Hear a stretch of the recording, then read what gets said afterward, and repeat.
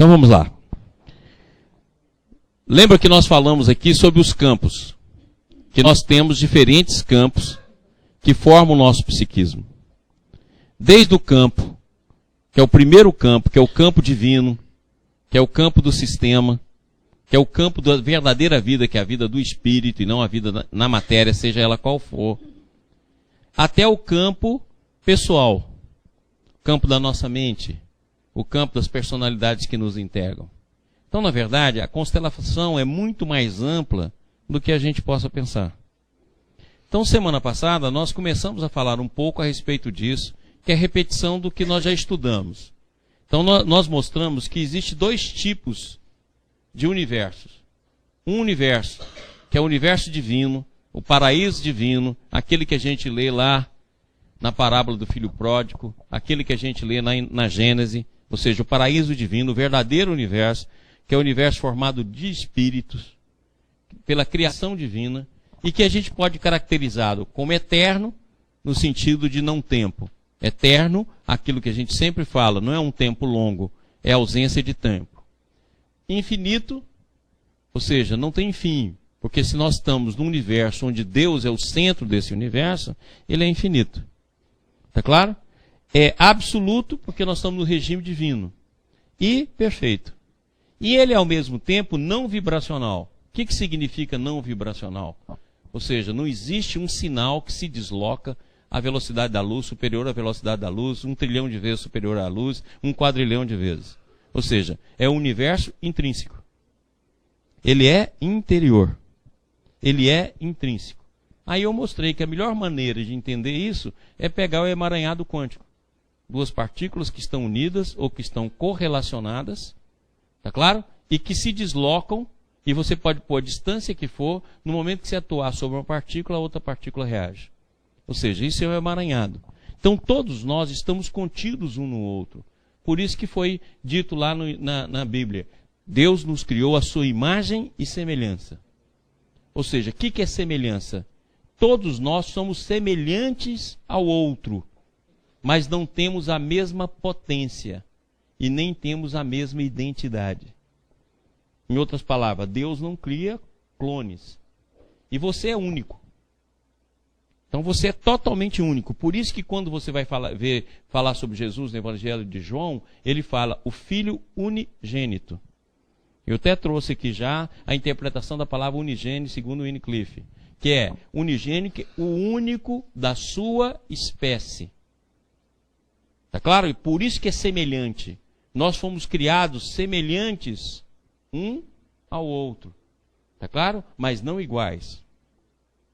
E semelhantes a Deus, ou seja, da mesma substância divina, mas não da mesma potência. Ok? Muito bem. Imagem. Porque se esse universo é intrínseco, todos nós possuímos, todos nós dentro de cada um. É aquilo que nós já mostramos, a questão do holograma. Ou seja, cada um de nós existe dentro do outro. Por isso que Paulo de Tarso vai pegar e falar, não sabeis que todos nós somos células do corpo do Cristo? Ou seja, nós estamos contidos. Então, esse conteúdo todo, essas possibilidades todas estão do nosso inconsciente. E o Ken Wilber tem uma maneira bacana de dizer que ele fala assim, o inconsciente não é que não tenha consciência, nós não temos percepção. Ou seja, está o tempo todo atuando sobre nós. Então, os primeiros recursos vieram exatamente desse sistema. Como nós, nesse sistema, o que é que ficou desse sistema gravado no mais fundo da nossa alma? O amor e a felicidade.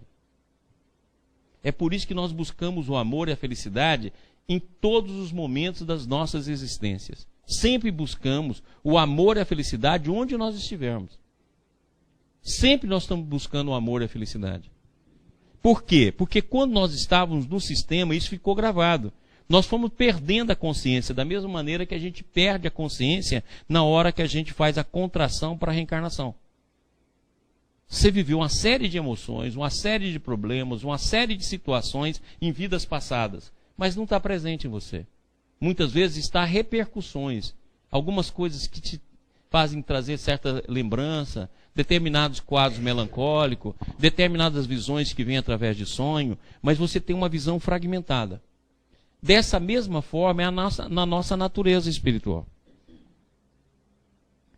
E é exatamente nesse processo que está dentro de nós que foi ocorrendo a queda. Que foi ocorrendo a queda. Então, como é que foi ocorrendo a queda? Lembra que nós falamos aqui, o espírito é formado de individualidade, totalidade, unidade e Deus.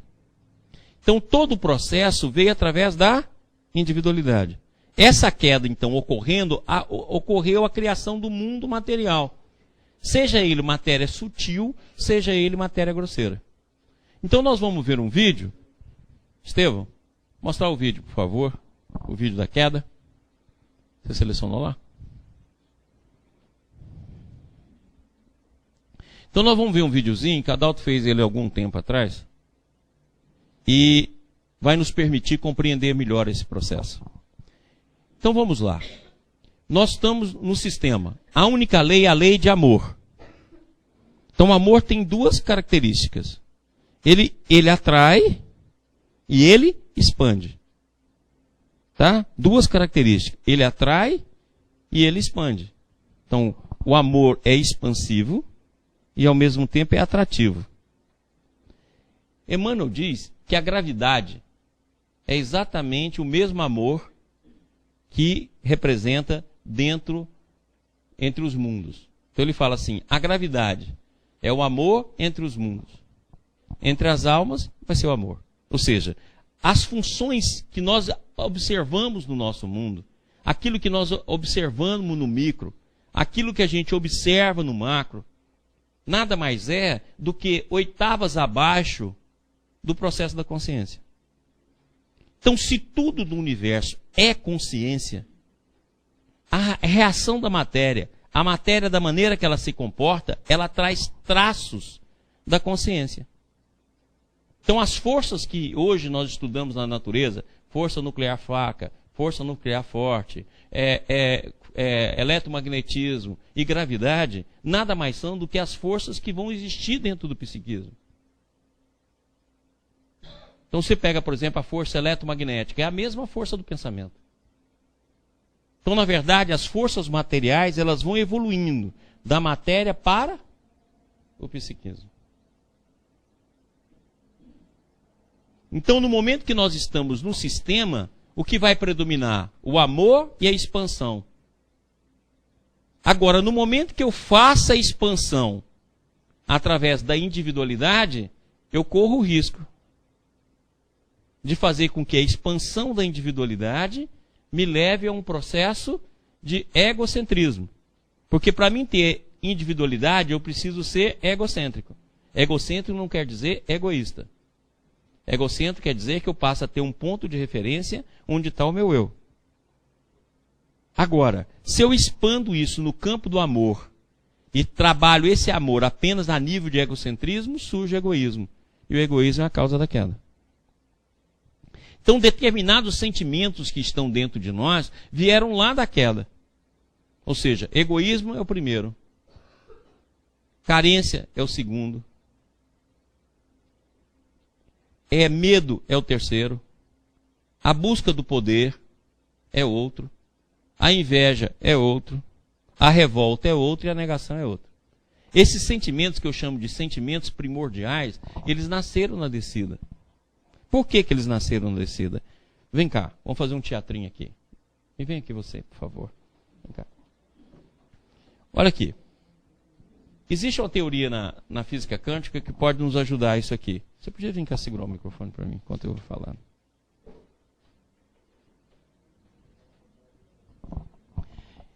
No sistema, existe o que a gente pode chamar de...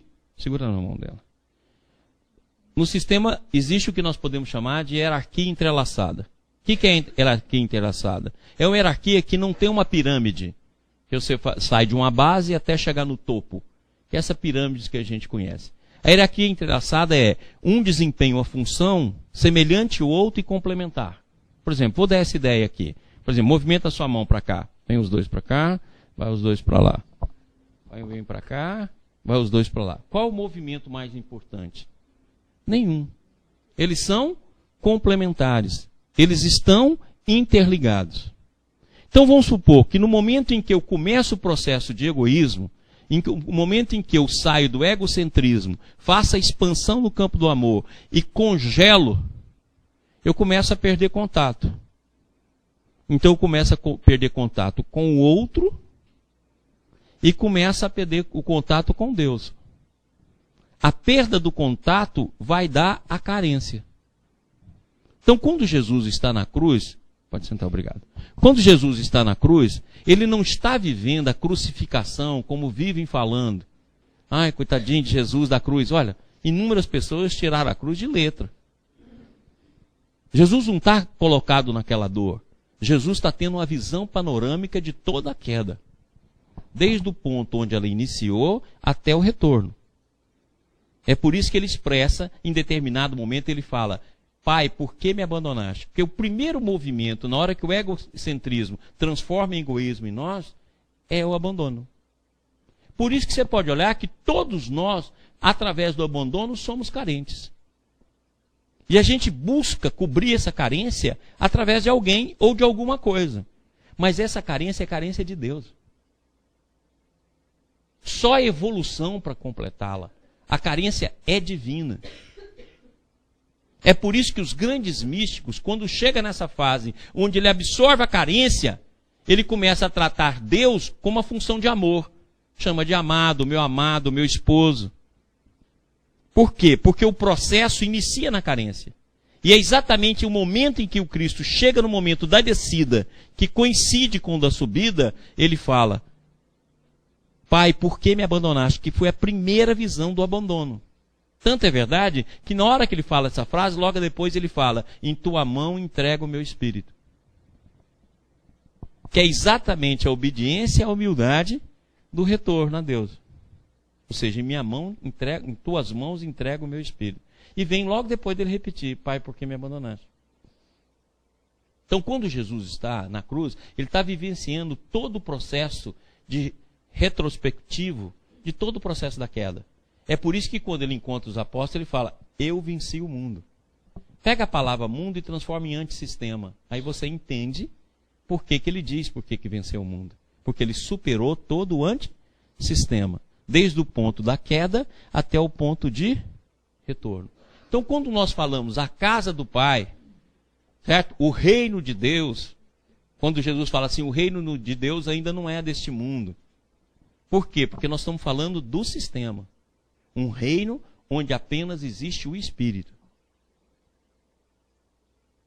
E o Espírito formado, como nós já falamos tantas vezes aqui, individualidade, coletividade, totalidade, Deus. E esse Espírito, então, nós estamos saindo do sistema e voltando ao sistema. Vamos ver como é que é essa imagem aqui para a gente poder estudá-la. Vamos lá.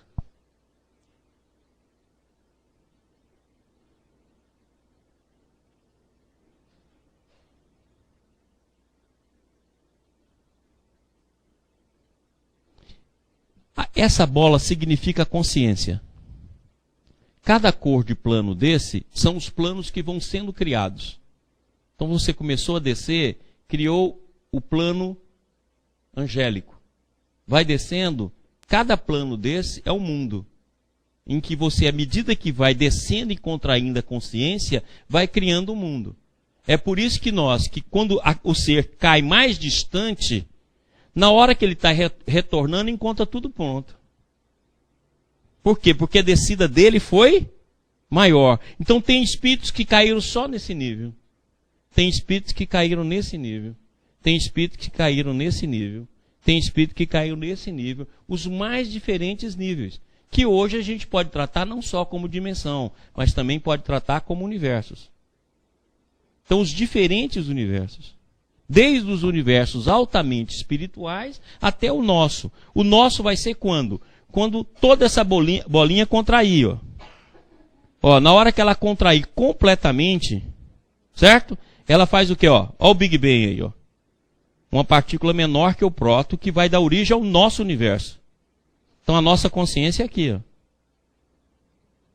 Então, na verdade, existia um universo de energia antes da existência do nosso. Aí o nosso contraiu ao máximo. Depois dessa contração, dá uma paradinha, por favor. Depois da contração, olha bem, ele começa o processo de expansão. As consciências vão sendo reformadas. Então inicia. Então aquela grande dúvida que sempre se perguntou na filosofia, por que existe a matéria? Por que existe o espírito? Você vê que essa dúvida, inclusive, está até no livro dos espíritos. O espírito é a mesma substância. Uma como contração, matéria, e outra com expansão máxima, espírito. A contração da consciência, a contração do espírito gerou a matéria. Então tudo que existe no universo está em evolução. E tudo que existe no universo é consciência. Do espaço ao átomo, do átomo ao animal, do animal ao homem, do homem ao anjo. O que difere é apenas o nível de consciência de cada ser. Então o ser, a partir do processo evolutivo, vai passando por diferentes formas. Essas diferentes formas vão abrindo a consciência dele, até que ele chega no homem. Por isso que quando você vai ler no livro dos Espíritos, está lá, o homem está a meio caminho. Ou seja, ele está a meio caminho do animal, a mesma distância que tem entre ele e o animal, é a mesma distância que tem entre ele e o anjo. Está a meio caminho. Então tudo é consciência, o átomo é consciência. A molécula é consciência, a célula é consciência. Então nós estamos aqui formados de trilhões de células.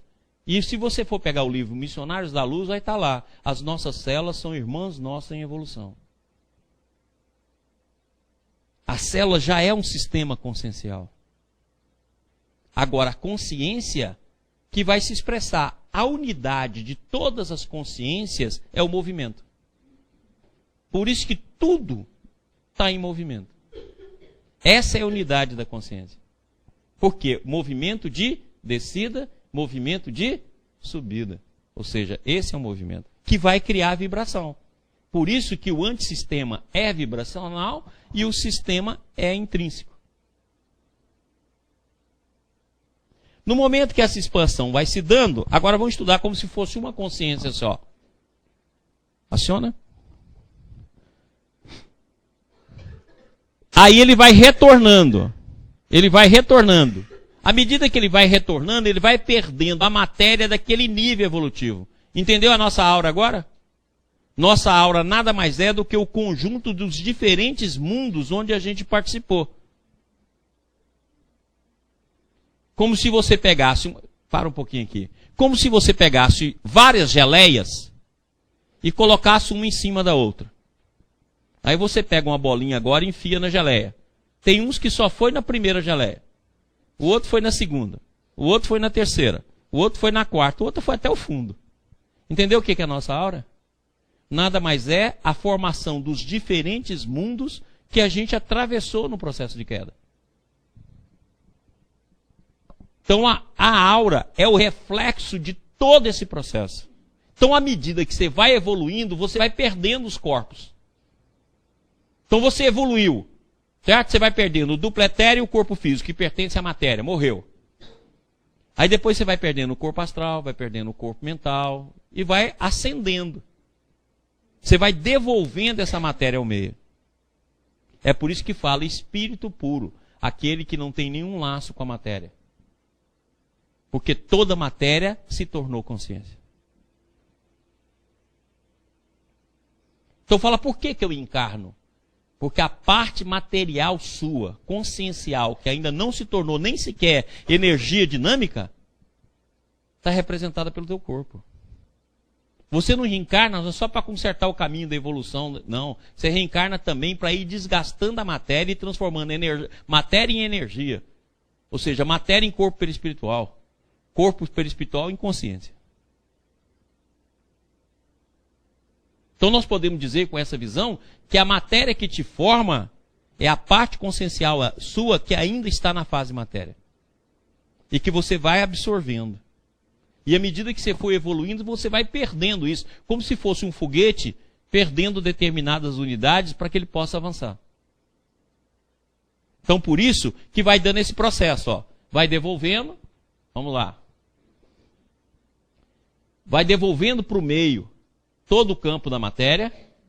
Olha. Então, os mundos continuam porque os espíritos estão em evolução. Eu estou pegando isso aqui como fosse um espírito, só para a gente poder entender.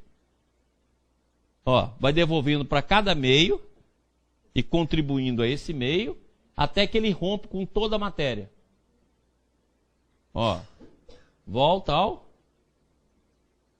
sistema. Tá claro? Ou seja, essa descida é o filho pródigo saindo do pai, adulterando com as prostitutas, indo até os porcos. Essa subida é o filho voltando para o pai e sendo recebido pelo pai com um banquete.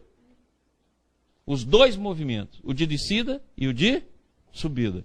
Então, a base primordial de todo o nosso psiquismo, sentimentos primordiais que nasceram do processo da queda, são os campos que nos regem. E ao mesmo tempo, esse campo também tem todas as potencialidades de amor. Esse campo também tem todas as possibilidades de conhecimento. Esse campo também tem todas as possibilidades de inteligência. Está tudo nele. Então a evolução é um desabrochar dessas possibilidades. Por isso que fala, desde a Grécia Antiga, homem, conhece-te a ti mesmo.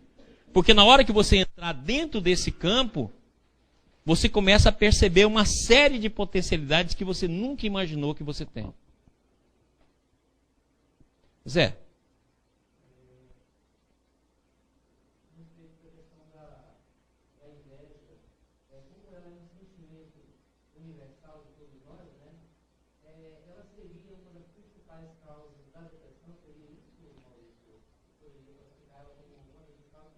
A depressão, ela tem como eixo... Olha bem, se eu pegar esses sentimentos primordiais, eu estou fazendo isso para fazer como é que é a cadeia. Né? Como é que da inveja a gente chega à depressão? Como é que da revolta a gente chega à negação, a gente chega no suicídio? Isso é um trabalho difícil de fazer, porque você tem de estudar palavra por palavra, para que você possa saber da palavra. Mas a depressão, ela está dentro do ciclo de inveja, negação e revolta. Então, se você pegar os sentimentos, aquilo que a pessoa te fala, você... Por exemplo, quando as pessoas me falam o que elas estão sentindo, eu já classifico dentro dessa lista. Pô, ela está na negação.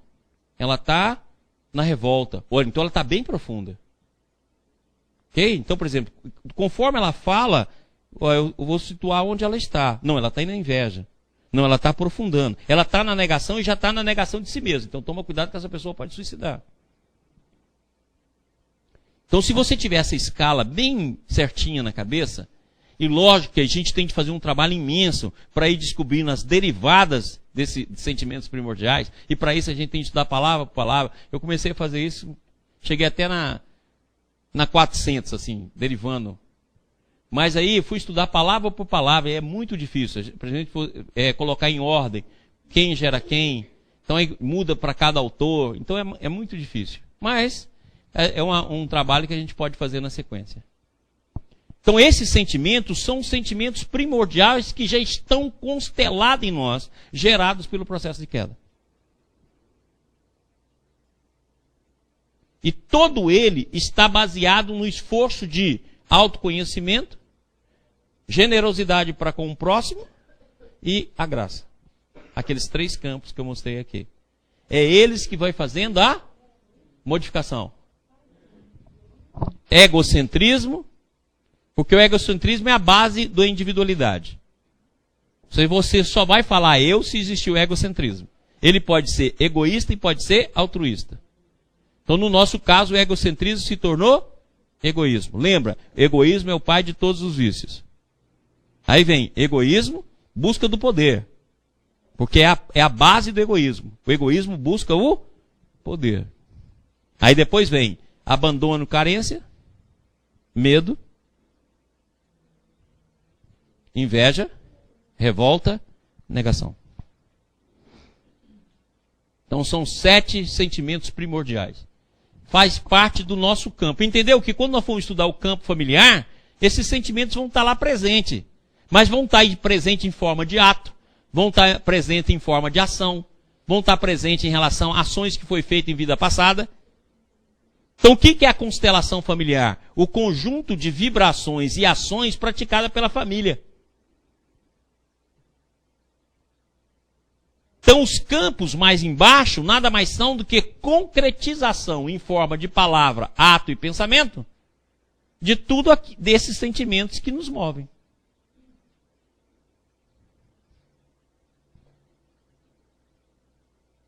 É por isso que o Cristo foi tão claro quando ele fala assim, vigiai e orai para não cairdes em tentação. Porque já está dentro de nós essa tentação, esses sentimentos. Vigiar e orar é o quê? Integrar no campo da graça. Para que esses sentimentos que norteiam os nossos passos não comecem a se fixar e atuar na nossa vida. Ok? Microfone. Nós estamos precisando de um auxiliar que roda a sala. Hã? Pois não. Ele perguntou sobre a depressão. Você tinha citado a síndrome do pânico, né? Mas você não relacionou de que base que vem a síndrome do pânico, algo assim. Então a síndrome do pânico, olha bem, nós nunca vamos ter um sentimento baseado só num desses processos. Tá claro? Então presta atenção. A carência e o abandono tem como via no nosso mundo o vitimismo. O vitimismo. O que é o vitimismo? A doença no nosso mundo é o melhor comércio que existe na face da Terra. Todo mundo acha que o melhor comércio do mundo é petróleo.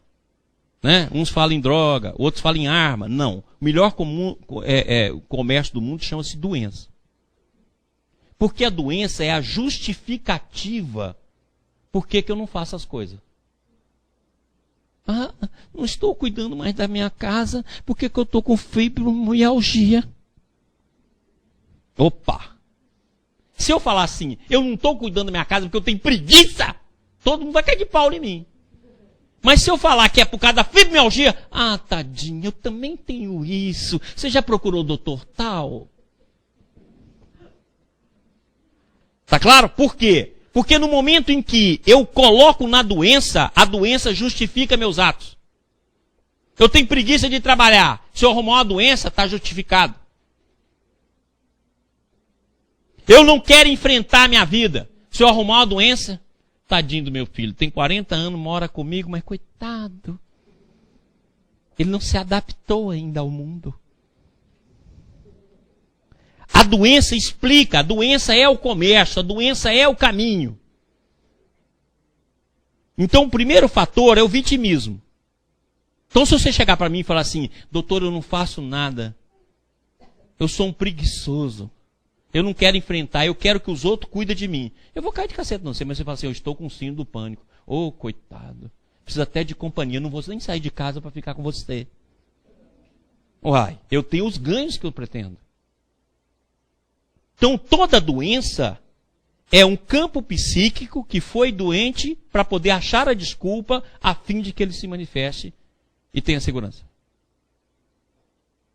É aquilo que eu já contei para vocês aqui, que foi o caso mais extremo que eu já tive no consultório. Uma paciente chegou para mim e falou, doutor, eu melhorei demais, demais. Eu posso dizer que eu curei, mas eu tenho certeza que tudo vai voltar. Beleza. Vai voltar mesmo. Tem jeito.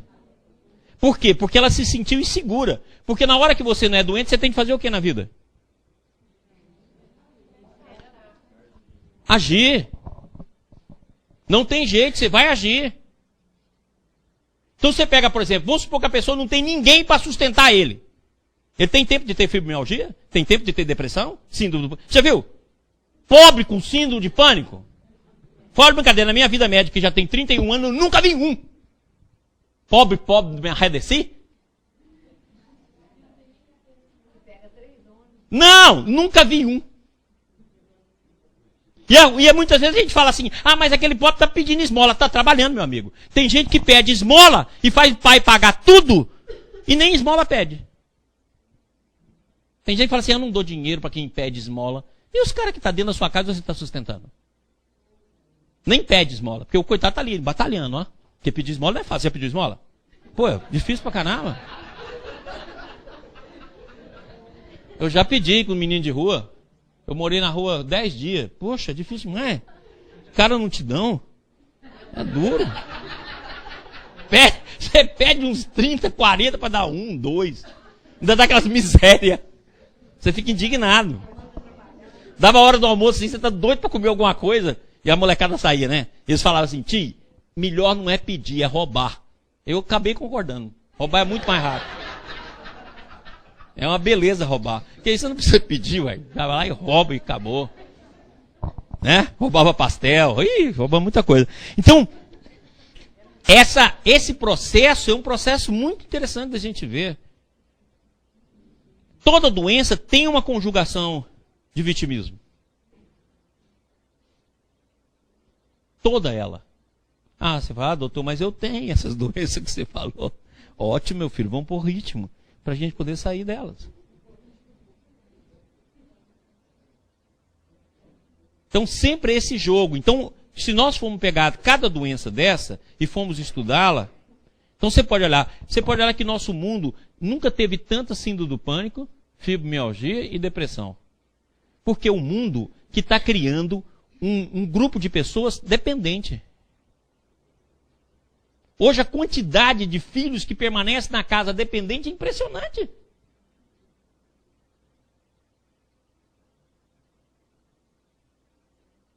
As pessoas não assumem mais a vida. Pega a geração um pouco antes da nossa.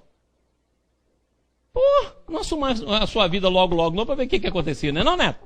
O cara tinha de se virar. Porque senão não tinha caminho. Nós não acostumamos agora a não se virar. Nós nos tornamos dependentes. A dependência leva a doença. Porque a doença é a justificativa da dependência.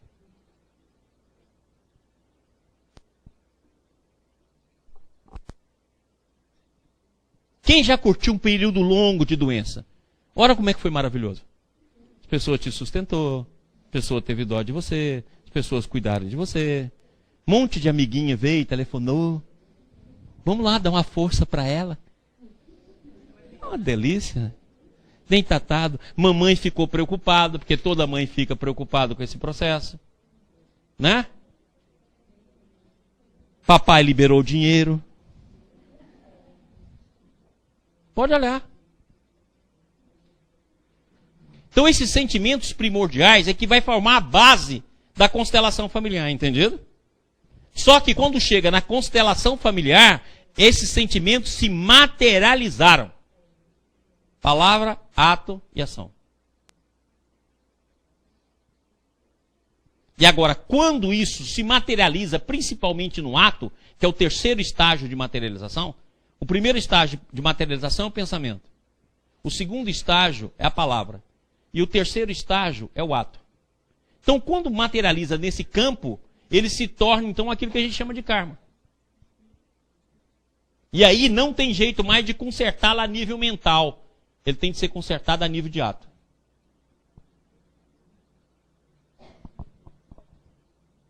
Entendeu por que a gente encarna? Sabe por que eu não posso consertar? Porque você materializou a vibração em densidade bem forte. Então agora você vai ter de fazer um ato igual e contrário. A única maneira de você destruir a onda que você criou. Então é aquilo que André Luiz fala. Se você pensa no mal, não fale. Se você não consegue não falar, não repita. Se você não conseguir não repetir, não faça. Se você não conseguir não fazer, caia, mas caia para frente, porque assim tereis andado alguns centímetros. Entendido? Por quê? Porque vai depender da materialização. A materialização só a nível mental pode ser corrigido. A nível da palavra pode ser corrigido. Alguns com muito maior dificuldade, mas a nível de ato, acabou, só com outro ato.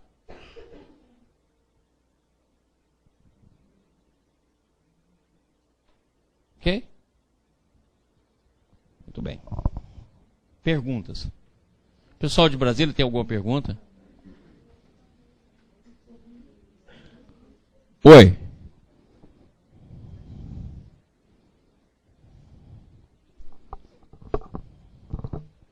Maurício, e quando essas doenças se repetem dentro da família? Porque tem famílias que têm várias pessoas.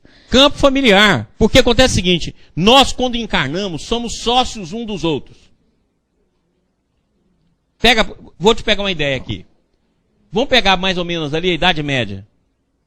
Qual foi a base? Quem era nobre e rico trabalhava? Não. Vivia de quê? Vivia de roubar as coisas do outro através de guerras. Um feudo contra o outro. Não é isso? Ou seja, não tinha o trabalho. Então imagina, nós todos aqui, como duques e barão.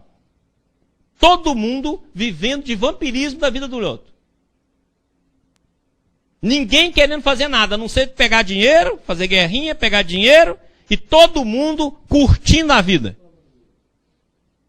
Ok? Aí reencarna todo mundo junto. Especialistas em não trabalhar. Uma família com o sobrenome Miguel. Miguelano. Tá claro?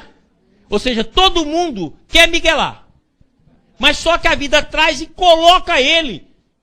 Meu filho, você vai ter trabalho de qualquer maneira, que não vai ter riqueza, não vai ter dote, não vai ter doação, não vai ter título, não tem dinheiro, e a pobreza aí se organize. Então todo mundo não vai ter uma doença para não trabalhar? Entendeu que isso vai se espalhar no campo familiar e vai ditar condutas muitas vezes de geração a geração? E como que se faz para avaliar? Caia fora, minha filha. Seja a primeira a cair fora. Porque a partir daí você vai criar um campo que a sua geração, as pessoas que vêm até você, pode não sintonizar mais com aquele campo. Começa a sintonizar com aquilo que você vai estar criando. É o ato contrário. É assim, ó. Vamos pegar aqui, só sair aqui da câmara, voltar aqui na câmara. Vamos pegar isso aqui, ó. Me ajuda aqui. Vem cá, meu filho. Quem senta na frente é terrível. Pega isso aqui. Então vamos falar que isso aqui é o campo familiar. Segura assim, ó. Como se fosse, só para demonstrar um campo. Nós estamos aqui embaixo, ó. Meus dedos são personalidades familiares. Esse campo está atuando aqui. Mas só que tem uma coisa muito bacana. Existe um campo familiar formado da família espiritual, que é muito menos denso do que esse. Tá claro? Olha aqui, ó. Ele está aqui em cima. Tá dando para ver aí na câmera? Ó, ele é muito menos denso. A família espiritual. A família espiritual já evoluiu. Então, se eu não sintonizar... Quem me segura aqui para mim? Vem cá de novo, meu anjo. Fique esperto. Nunca ou sente na frente ou... Fica aqui, segura aqui para mim. Não, assim, isso. Estica aqui, né? Trabalha. Olha aqui. Então, aqui, vamos dizer que aqui uma personalidade. Magrinho assim, Andrezinho. Então, Andrezinho está aqui embaixo. Então, ele está sintonizado com o campo familiar. Tá claro? Tudo é difícil. Como é dura a minha vida. Tá claro? Mas vamos supor que o Andrezinho mudou de atitude. Ele, em vez de começar a assimilar esse campo, ele assimila o campo espiritual. É por isso que Jesus foi tão claro. Aquele que tem, mais lhe dará. Aquele que não tem, o pouco que tem lhe será tirado. Então, se o Andrezinho conseguir superar isso aqui, ó, ele começa a assimilar aqui de cima. Consequentemente, ele começa a mudar esse campo aqui. Aí temos esperanças de que as gerações futuras, em vez de alimentar desse campo preguiçoso, possa se alimentar do campo que o Andrezinho está criando. Ok? Entendido? Como a gente faz isso? Não aceitando viver que vive na família. Faça uma análise. Obrigado, pode sentar. Guarda o campo aí que daqui a pouco a gente vai... Faça uma análise da sua família. O que a sua família é? Beberrona? Preguiçosa? Beberrona e preguiçosa? Que já tem duas qualidades? Não, mas normal não é isso. A análise não pode ser feita assim. Não existe normal. Todo normal é louco.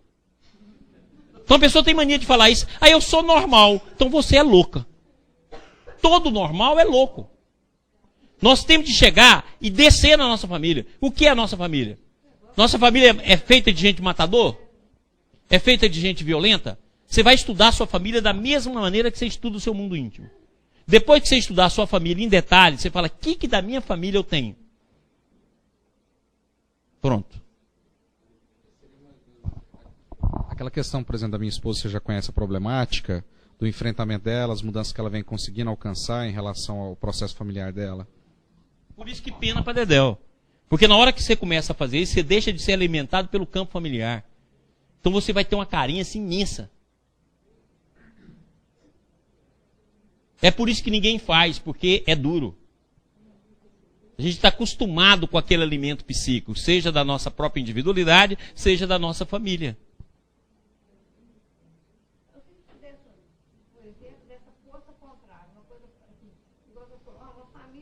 Tá bom. Então vamos pegar uma família que não trabalha e que bebe. Tá claro? Mas quem é que não gosta? Todas as famílias. As que não falam que não gostam, tá mentindo. Galera. Então o que acontece? Então vamos pegar o seguinte, vamos pegar uma família em que a base é o alcoolismo. Então se você for procurar, o avô era alcoólatra, o bisavô era alcoólatra, a mulher do avô era alcoólatra, e você está se tornando alcoólatra. Então você está tendo uma tendência que pré-existe em você, que você está desenvolvendo. E está tendo uma influência que pré-existe em você, que vem do campo familiar. Não, eu resolvo não ser alcoólatra mais. Além disso, eu resolvo, inclusive, auxiliar alcoólatras. Eu criei o primeiro campo dentro da família onde criou-se uma resistência contra o alcoolismo. Lembra que o universo ele é criado a partir de um ponto. A gente tem muitas vezes querendo mudar a vida toda, não muda. Eu costumo dizer uma coisa para todos os pacientes meus. Quando eu falo assim, doutor, como é que eu mudo? Você arruma a sua cama de manhã? Não, arruma a sua cama de manhã.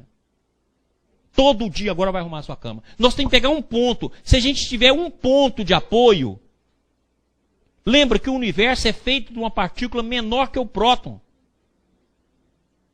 Então, se nós queremos criar um novo universo, nós bastamos começar com um ato. Uma coisinha pequena. Não, já consigo arrumar minha cama. Bom, agora nós vamos fazer o segundo. Vamos escolher o segundo item. E aí você vai ganhando força, vai ganhando força, vai ganhando força. Igual as pessoas chegaram e falaram, doutor, eu quero fazer um regime.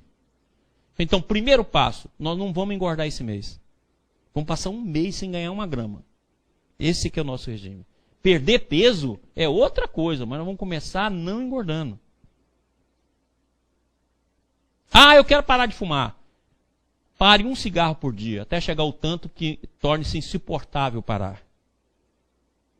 Ó, doutor, eu fumava 20, agora estou fumando 19. Oh, ótimo, ótimo. Vamos ver quando é que a gente vai conseguir tirar o 19º. Por quê? Porque no momento que a gente faz isso, nós vamos ganhando força. Microforça, que eu chamo. Essa microforça vai dando ânimo na gente.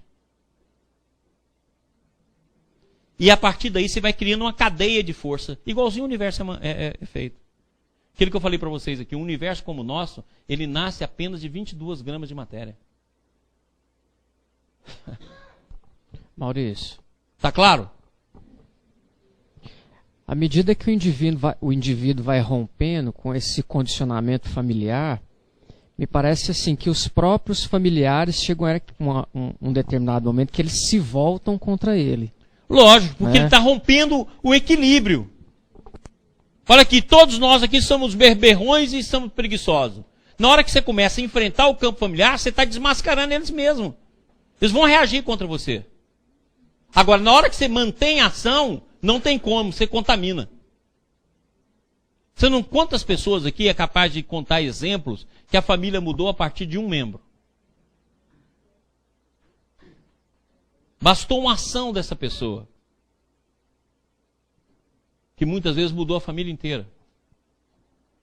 É isso aí, o universo se cria a partir de um ponto. Você só precisa achar um pontinho. Pega o mais fácil. Não vou pentear meu cabelo para cá, vou pentear para cá. Pronto, começa. Só precisa de uma coisa para a gente iniciar.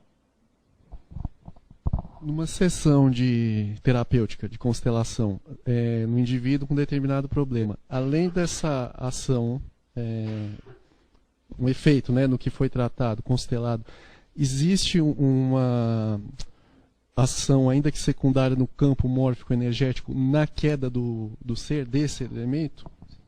Vai mudar, porque você vai passar para a família de cima.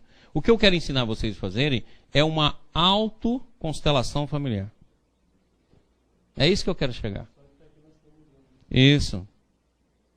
Só os bobos que precisam de médico, terapeutas. Só os bobos. Quem é um pouco mais inteligente não precisa nada disso. Certo? Por quê? Porque tudo você pode fazer a partir de você, basta querer.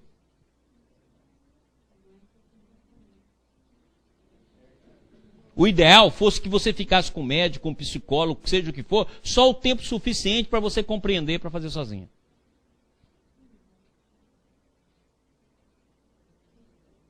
Compreendeu? Faça. Vacilou? Volte um pouquinho ali, faça. Mas não fique permanentemente nesse processo.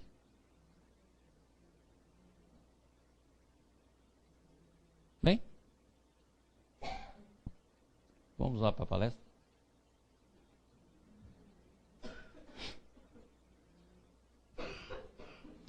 Muito bem.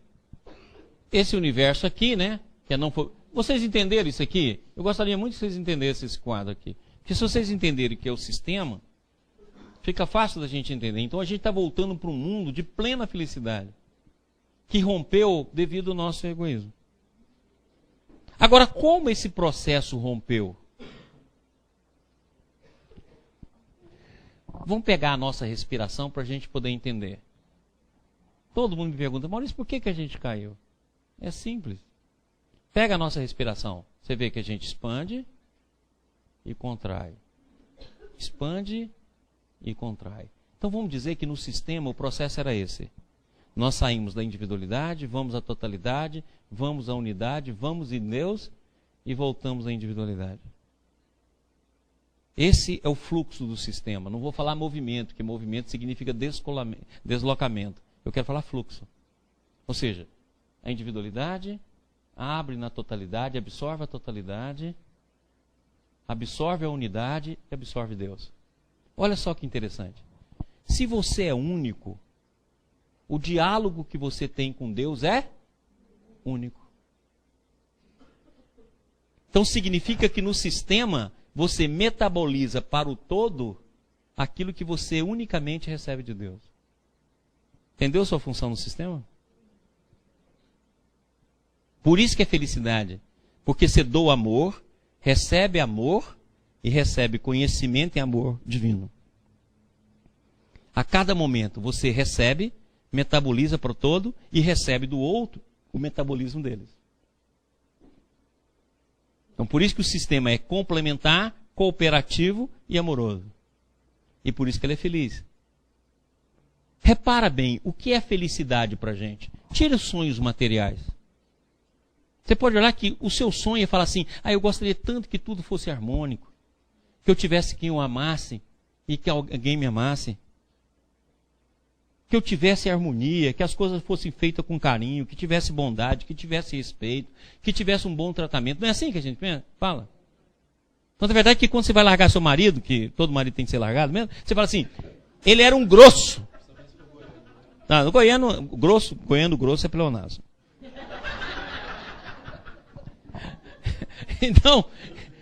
Então presta atenção. Você pode olhar que o nosso sonho são dessas coisas. Carinho, bondade, alegria, ternura. Não é assim, gente?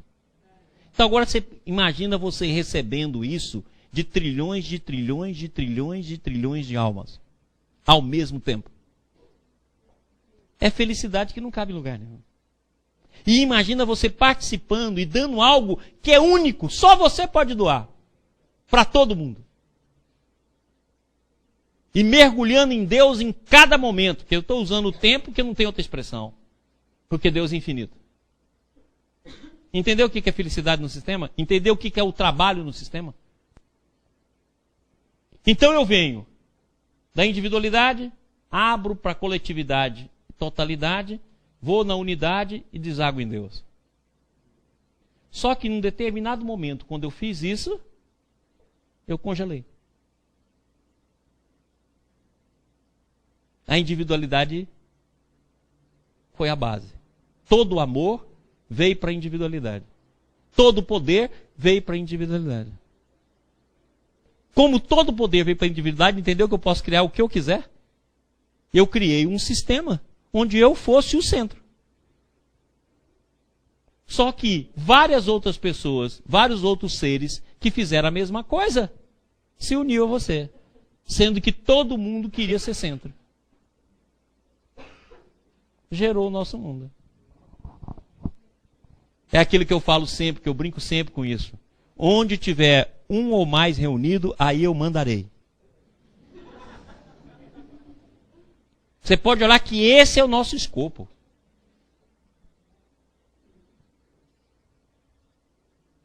Se você morar debaixo da ponte com um mendigo, você vai querer mandar nele.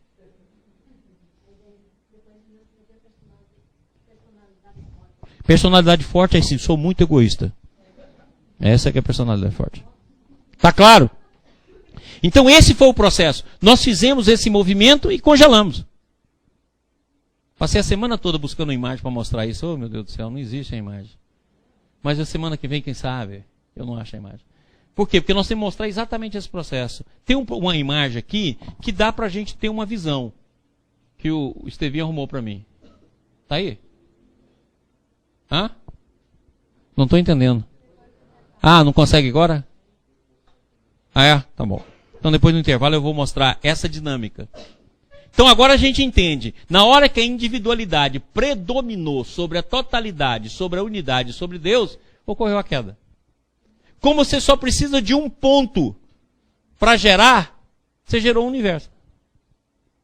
Só que todos aqueles que receberam a mesma onda que você, gerou esse universo contigo. É por isso que o próximo passou a ser adversário, Deus passou a ser negação, e eu passei a busca do poder. Que é o que nós vamos ver no nosso mundo. Busca do poder, negação de Deus e a perda de contato com o próximo. Quando Jesus veio até nós, falou, olha, todas as leis e profetas estão resumidas em duas leis, amar a Deus sobre todas as coisas e o próximo como a si mesmo. Que é exatamente o retorno para a totalidade e a ida para Deus. Acabou. Por isso que fala, sereis salvos. Ou seja, voltareis a ter a verdadeira vida. E a gente fica correndo atrás de migalhas. Uma pessoa que é gentil com a gente aqui 1 minuto. Ah, aquela pessoa foi tão legal comigo. Ah, aquele dia foi tão alegre. A gente bate foto.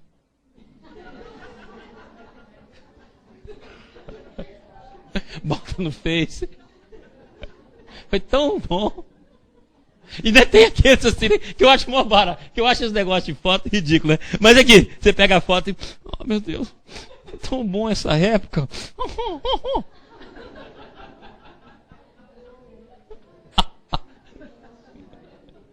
Você congela um momento para chorar. Oh, meu Deus.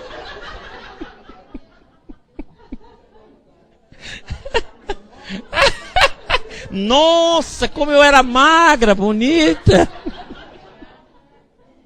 Não, e aquelas fingidas que falam assim, você acha que eu mudei muito? Aí você fica até meio assim, meu Deus, o que eu falo? O que eu falo? Não é duro isso?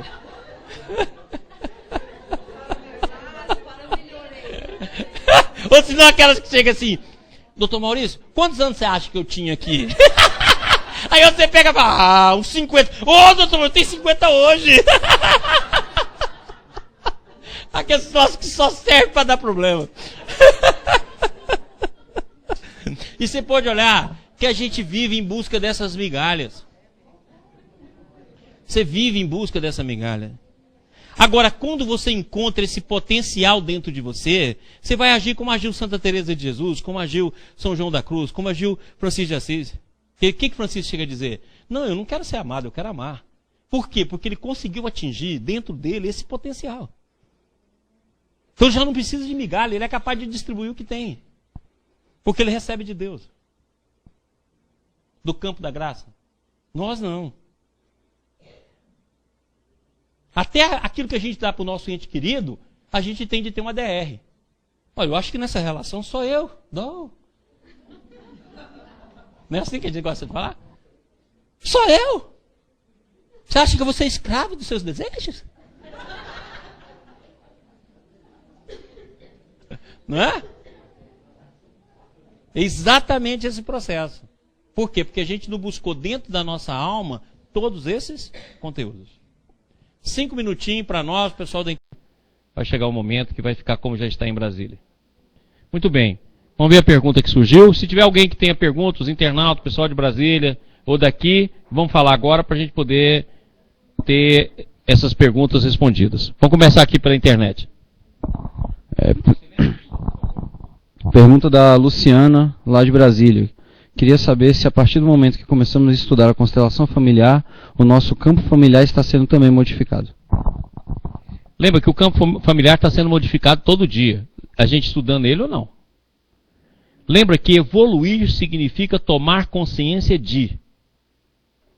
Emmanuel tem uma frase que eu adoro, que ele fala que a evolução é o campo da consciência desperta.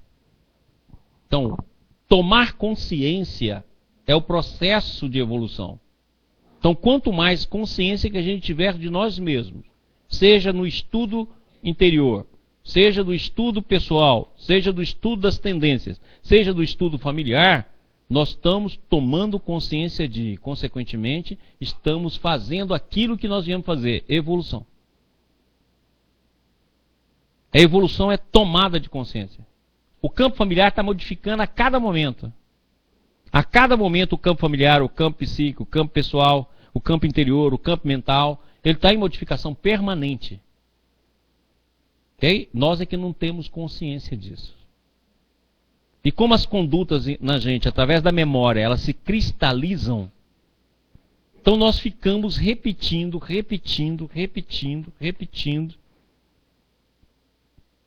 E a gente não nota isso.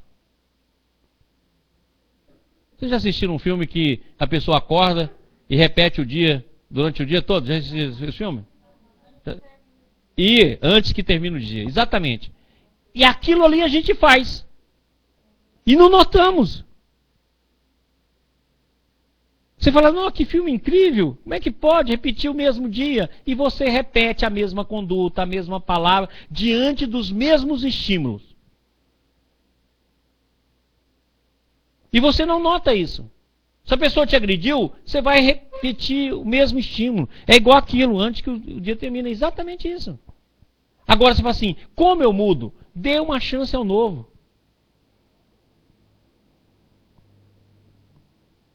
Então, na hora que você for xingar, 10 segundos fala assim, não vou xingar hoje, só para ver o que acontece.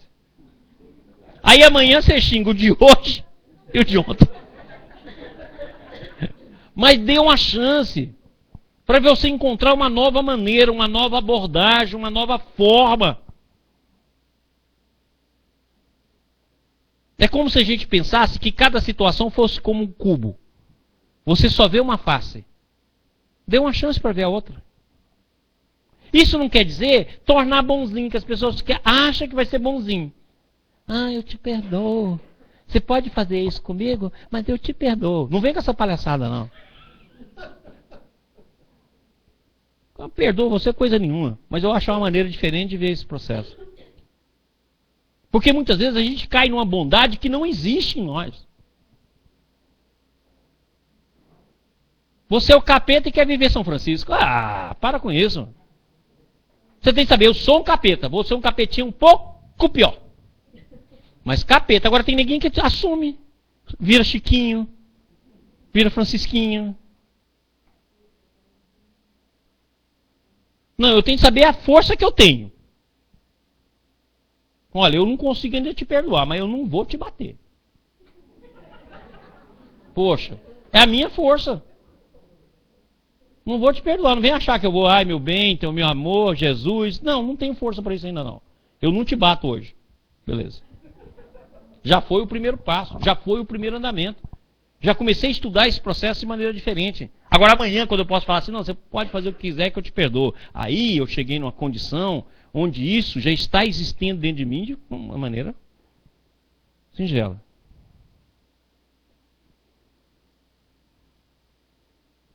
Tá claro?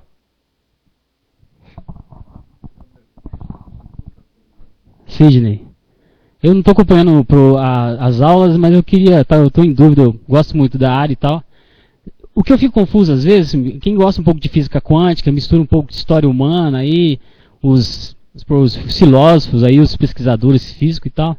Uma coisa que eu vejo hoje em dia é o seguinte: o social está tão presente no nosso dia a dia, que é o tempo que você não tem para fazer as coisas que você gosta, o dinheiro que você não tem para fazer para pesquisa, para educação principalmente, a história da família que é desestruturada, não tem esse capital, não tem tal.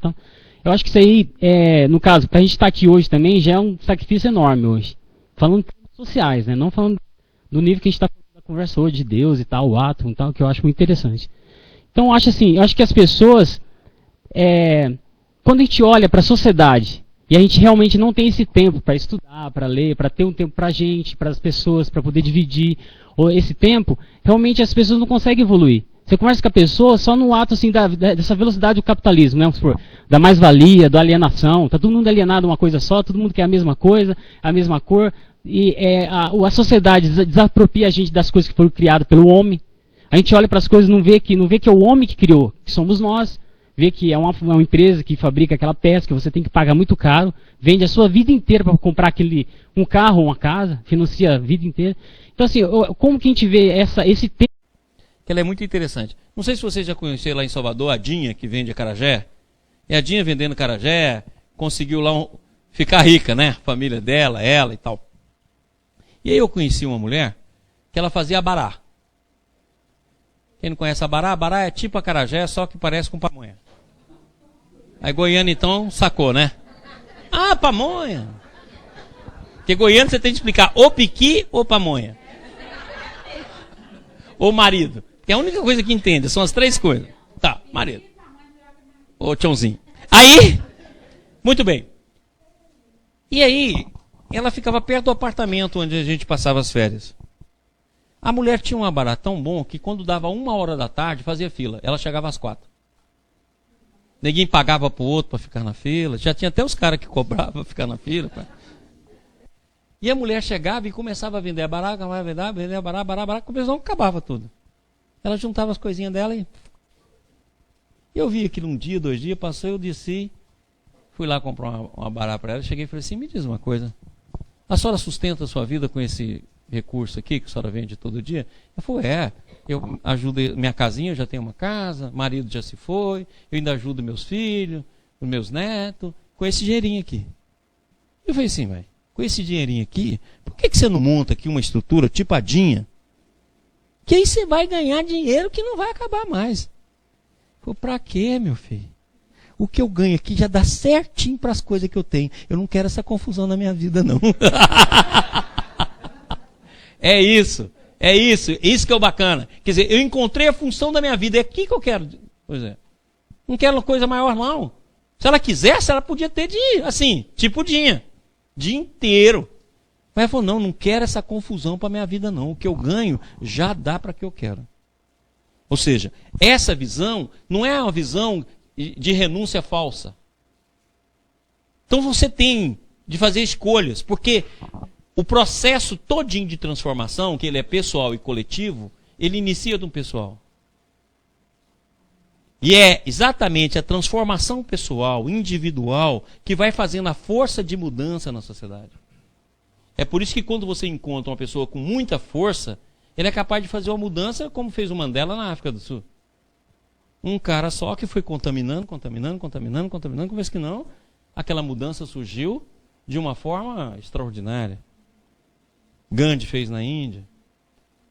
Então essa mudança, essa história, muitas vezes começa numa pessoa só. E é aí que nós temos de saber, que nós temos de fazer, porque caso contrário, a gente entra na roda de Sansara, né? Você vai e volta, vai e volta, vai e volta. É o que nós fazemos. Encarna, desencarna, para desencarnar e encarnar novamente, continuando o ciclo de ignorância. José Alves. Ô Maurício, cair fora da constelação familiar, isso interfere na nossa espiral? Ou se interfere, qual quadrante seria trabalhado, ou qualquer quadrante? O Neto está falando aqui do curso que nós demos, né? O Gibbs deu aqui mais ou menos um curso retrasado, que mostrava como é que é a espiral, né? O balde mostra que a nossa vida se transforma em espiral.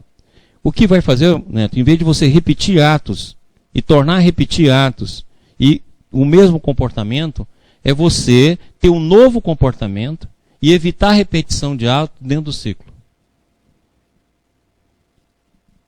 Então, tem uma frase de Krishnamurti que eu adoro. Ele fala assim: dê uma chance ao novo. Vamos fazer isso, gente. Dê uma chance ao novo. Você pega você vai olhar que você é um reloginho assim que dá corda. Você sempre faz as mesmas coisas. Tá? Dê uma chance do reloginho. Dá uma mudada. Dê uma chance. Dê uma chance novo. Guarda essa frase na cabeça. Na hora que você for repetir a mesma hora que você fala, poxa, vou dar uma chance ao novo. Mesmo que você perca, você pode dar uma chance ao novo e falar, poxa, aquela conduta que eu tomei não foi boa. Tudo bem, mas você já deu uma chance ao novo, avaliou, para que daqui a pouco você possa ter vários campos. Você pode olhar que nós repetimos, como eu falei aqui, a mesma conduta. Dê uma chance ao novo. Dê uma chance a algo novo. Cria sempre durante o dia algo novo, um pensamento novo, uma visão nova.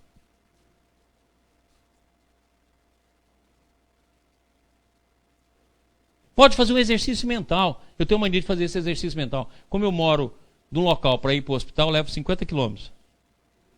Aí eu pego um assunto e falo, o que eu sei desse assunto? E lá vai eu. Blá, blá, blá, volto. Blá, blá. No outro dia, vai na cabeça. Eu não acho que eu sou doido. Sou, mas ninguém precisa saber. Então, um belo dia eu falo assim, bom, esgotei o que eu sei desse assunto. Eu quero uma coisa nova. E fica ali insistindo, esperando. Daqui a pouco brota um negócio na minha cabeça e falo, não, eu nunca pensei nisso. Então a mesma coisa que é para o campo do conhecimento, nós podemos fazer para o campo da conduta. E isso tem uma questão luminosa, né? A palavra luminosa que o Jung usou muito. Tem uma questão luminosa na alma da gente. Você fala, é possível, eu posso tomar uma nova conduta. Ok? O Estevam ficou devendo a imagem. Essa imagem aqui é ruim, porque ela está repetindo o Big Bang e o Big Crush. Mas dá para a gente entender aquilo que eu falei. A individualidade que se expande na totalidade, que se expande na unidade e depois volta de novo à individualidade. Em determinado momento, ela contrai, ela expande e fixa, congela. É a queda. Então essa é a respiração do sistema. Ó, vai de novo. Para. Congelou. Aqui ocorreu a queda. Toda a força de poder, de egocentrismo, toda a força de poder, de amor, de tudo, ficou congelado na personalidade, na consciência. Ela perdeu o contato e foi perdendo, e foi contraindo, e foi contraindo. Lembrando que de um ponto, não sei se vocês já viram aquele triângulo que tem Queda e Salvação no livro, um dos livros que nós adotamos. Tem aí o livro Queda e Salvação, aí daqueles livros nossos? Tem, Estevão? Não, nego. Dos livros que foi indicado no curso, você não tem aí na tela? Não, dos livros aqui, dos 9 livros. Não tem? Não. Muito bem. Se vocês lembram, quem já viu o livro, são 2 triângulos, parece a estrela de Davi. São 2 triângulos justapostos. Um virado para cima e outro virado para baixo. Aquele pontinho do vértice do triângulo verde no triângulo vermelho é o ponto que originou a queda. Ou seja, de um ponto surgiu todo o antissistema. Compatível com aquilo que a própria ciência está estudando hoje. Nasce de um ponto. Então, se nós podemos fazer o universo a partir do ponto, nós podemos mudar a nossa vida a partir de um ponto. Não queira coisas gigantescas, mudar toda a sua personalidade. Não, pega um ponto, uma coisinha só. E vamos trabalhando esse complexo. Então a queda surgiu exatamente desse, o congelamento psíquico dentro do campo do poder, do egocentrismo e da absorção do amor. Veio tudo para si mesmo. Na hora que aconteceu isso, ocorreu o egoísmo, que começa a queda, e à medida que a pessoa vai se afastando, ela vai para os diferentes mundos. Poder, vai, até chegar na negação. Foi o que aconteceu conosco. Mais alguma pergunta? Tem aqui? Os internautas, alguma pergunta? Aqui, vocês? O sistema, eu não entendi. Ele é não vibracional porque ele não tem, assim, vamos dizer, nenhuma flutuação de dualidade, ele está em plena harmonia, seria isso? Ou não? Não, porque não tem nenhuma separação. O que é a vibração? Vamos estudar a vibração. O que é a vibração? Vibração não indica uma separação? Não, indica uma separação. Eu não sei se entende, olha aqui. Quando eu estudo, eu posso estudar a vibração pela entropia.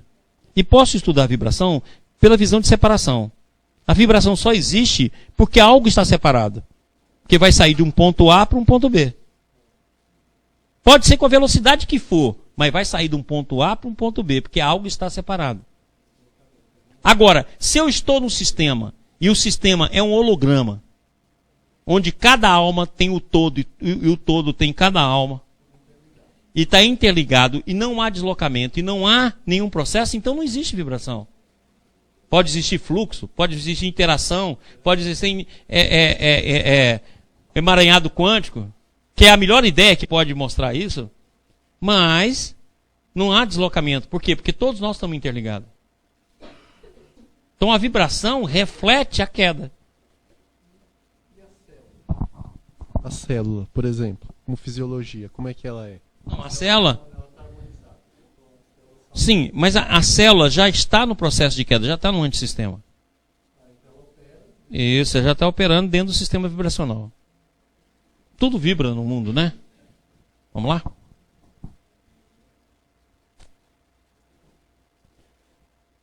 Volta. Posso passar? Pode ir. Pode ir? Pode ir? Aí. Pronto. Então, na queda, agora pensa aqui, ó. A queda a partir desse ponto. Esse ponto aqui, nós vamos chamar de campo seráfico. Campo angélico. Aqui, nós vamos chamar do homem. Então, são os diferentes níveis de consciência. O antissistema são todos os universos possíveis. Mundos fluídicos, mundos espirituais. Todo tipo de universo que possa existir. Desde os universos mais sutis até os universos mais densos. Consequentemente, ele vai ser vibracional, porque as pessoas estão separadas. Os seres se separaram. E é bacana você entender o seguinte, que a própria inflação do universo significa o deslocamento e o afastamento um do outro. Que é a dinâmica do sistema. Então nós começamos a compreender que a dinâmica das forças materiais nada mais é do que a dinâmica das forças conscienciais.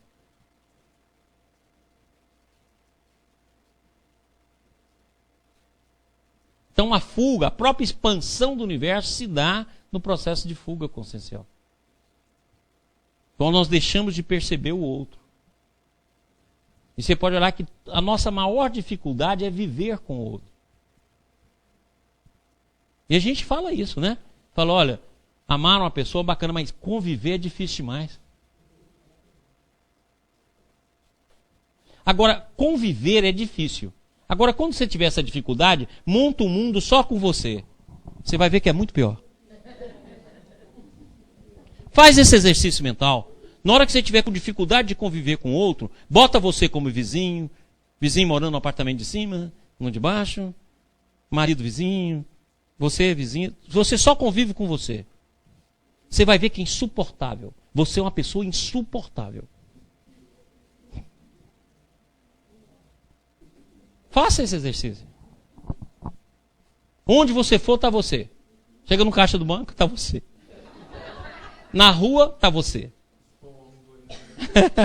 Vai, pra você ver. Você vai ver como é terrível. Você é cheio de defeitos. Aí você vai ver o quanto defeito você tem. Você fala, não conseguiria conviver comigo um dia. Se eu fosse casado comigo, eu já tinha largado.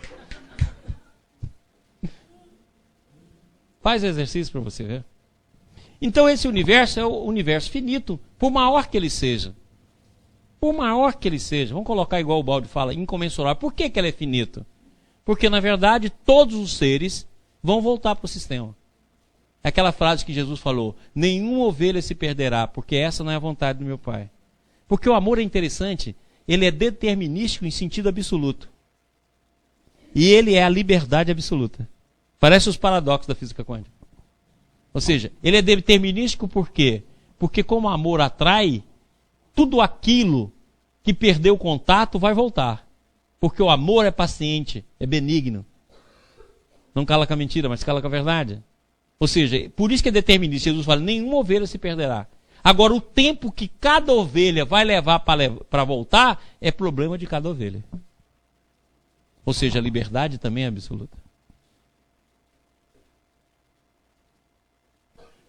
Então, o ser tem o direito de negar a Deus, negar a si mesmo, negar o próximo, negar tudo. Negar a vida. Tanto é verdade que nós temos a vida orgânica, que são aqueles seres que negaram a vida inorgânica, que negaram a vida na queda. Agora, o amor te acompanha onde você for, então não tem jeito. O amor te traz de volta, porque ele não tem limite. Então, cada ser pode gastar o tempo que for. Vamos supor, tem ser que vai voltar assim.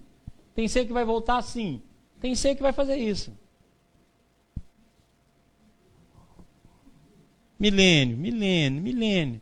Mas vai voltar porque o amor é atrativo. Por isso que o amor é determinístico e a liberdade é total para cada ser. Então parece um paradoxo. O determinismo que atrai a liberdade.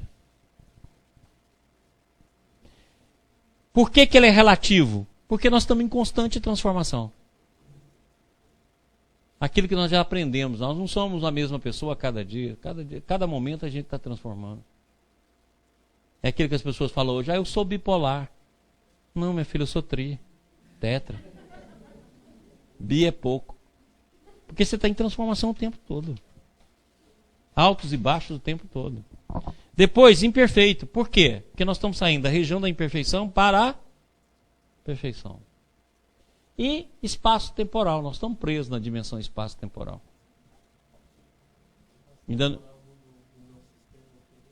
Não, o sistema é a consciência. Que na verdade é a super, hiper, iter consciência, né? Então esses são os dois universos. Vamos lá para mais uma imagem? Pronto, então aqui está a representação mais uma vez.